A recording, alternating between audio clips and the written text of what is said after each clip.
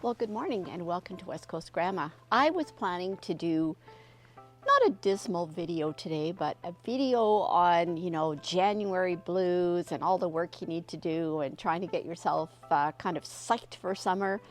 And then I thought, you know what, there's so many beautiful things out here. So I'm going to switch it around and I'm going to do a video on what we have to be thankful for in January. So before I leave my deck, I just want to show you my Helleborus. I love Helleborus. It's one of my favorite flowers and they're already budding. So I'm going to take you over and show you my Helleborus. There we have buds all forming on the Helleborus. I can't believe that. I just noticed it the other day. I was sitting out here. Look at that. They're going to be flowering in probably a couple of weeks. And these ones are white, which I love. Alrighty, we're going to go down and check out those fish and see how they're doing in the pond, the koi. They basically go sort of semi-dormant. So we're going to ignore all the brown, of course. So let me switch you over so I can show you the pond. All right, here you have our koi pond. Of course, a lot of it's died back, but look at that beautiful rhododendron over there. I mean, the one thing about rhododendrons, they stay green all year.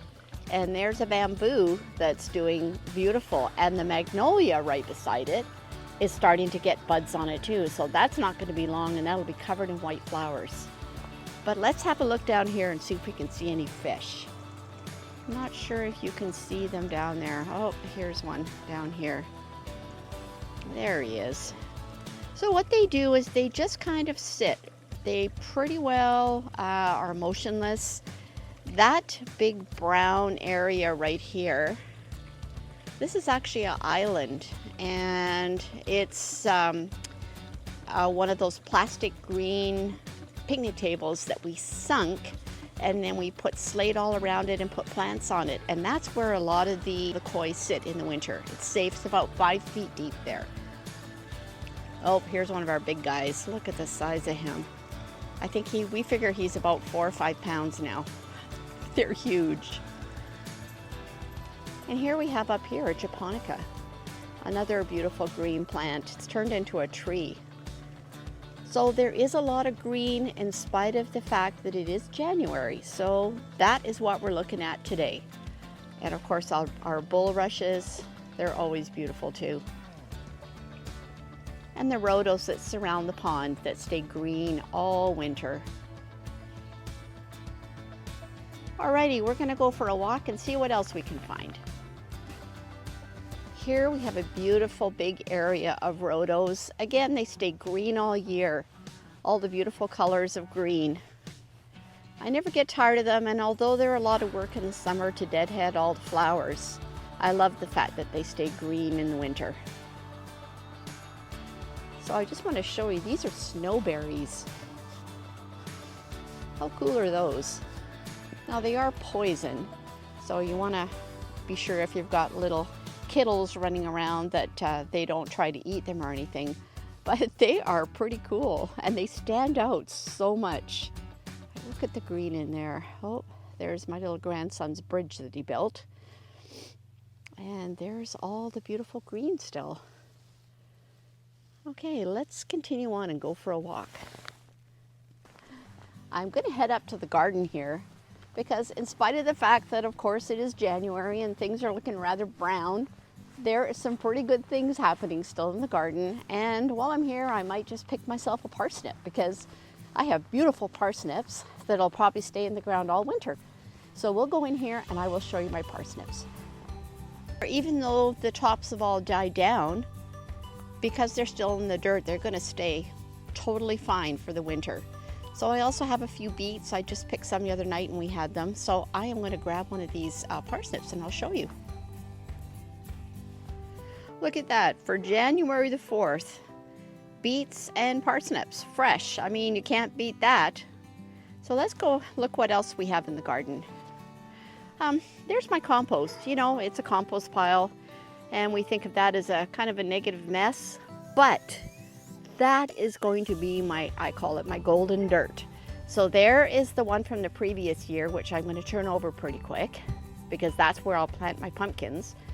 And this one is going to be churned up and then covered up, and I will be using it for next year. So that has gone down already about half. So golden dirt, what can I say? Just scraps.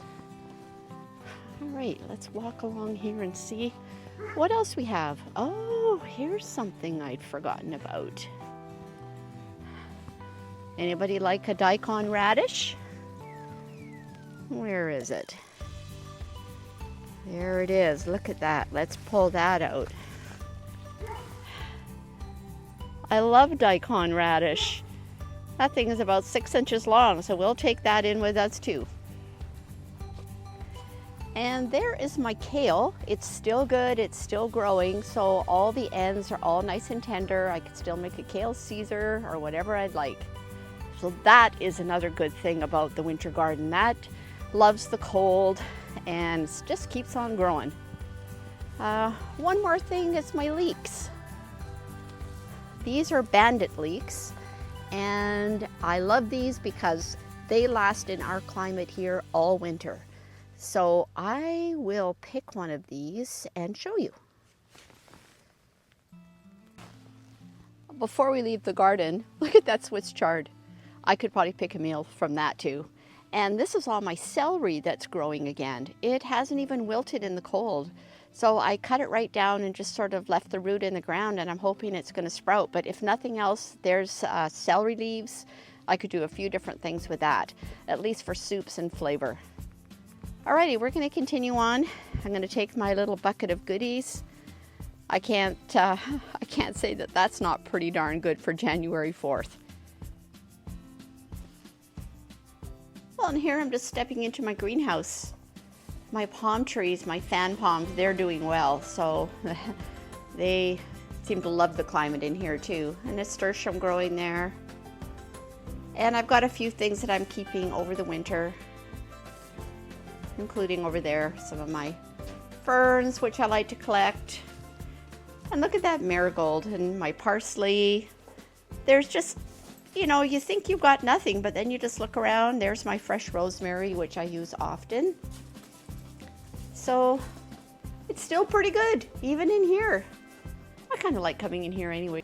But as far as the greenhouse, things stay well. I do have some leaf mulch on that container in the back because we can cut grass like up till probably only a month ago, and we have a fair number of leaves. I tried to cover a lot of different beds just to give them some extra nutrients over the winter. Here's an example. Here's where I had my loofahs growing. I've got all that leaf mulch on there. It'll just break down by the spring, and I'll just dig it all in, and it'll be just like adding some fertilizer. It's all good. Also, I've done the same thing over there on that bed. That's where I had my corn growing. I just put a whole load of grass clippings and some leaves. One thing I didn't mention is the birds, and for some reason they're just not flitting around so much today, but there are so many birds. We've got common flickers, variegated thrush, pileated woodpeckers, downy woodpeckers. They're just usually all over. Even the hummingbirds are still around. So at this time of year, I think the birds are more around just looking for seed and things on the trees, and it's kind of beautiful to come out sometimes and just hear them. Let's go for a little walk over and look at the garden here. Oh, there's my dormant fig tree. But looking behind how green everything still looks, it's really not too bad for January. You just have to have a positive attitude and think how lucky we are that we don't live where there is nothing growing and where it's just too cold. I mean, this is still pretty beautiful. Yeah, look at that. So I do need to do some work. There's a lot of brown there, a lot of stuff I need to be cutting back. But basically, there's a lot of green. Oh, and I see I just trapped Riker in the greenhouse. I better go get him. We still love our fire pit. We just try to keep things just so they don't get rained on, but it's really nice to come out here and have a fire. So, and we have our green rhodos, so we do have some greenery around, which is kind of nice. Some leftover hydrangeas, a little bit of color. I'm going to head back on in.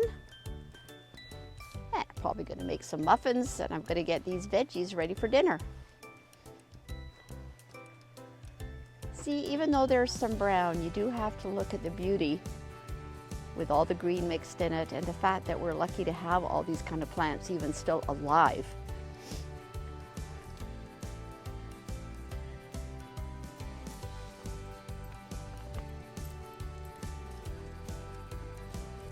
Winter, but beautiful. So hope you've enjoyed a little glimpse of the beauty for January rather than negative brown and gray that we usually think of associated with January. There is a lot of beauty still in the garden. So hope you've enjoyed this. West Coast Grandma is signing out. One last thing before I go, I brought in a whole big handful of greenery. So I am going to arrange it in this vase, and I'm going to show you what you can do with just what's in your yard at this time of year. So give me a couple of minutes here and I'll show you. Look at that. Isn't that absolutely beautiful? And you know, you need no skill. Basically, you could have just cut them off and just stuck them in and they'd still look beautiful. So there we are. I'm going to put this out on my table, and we're bringing a little bit of that January greenery into our house on January the 4th. So try that.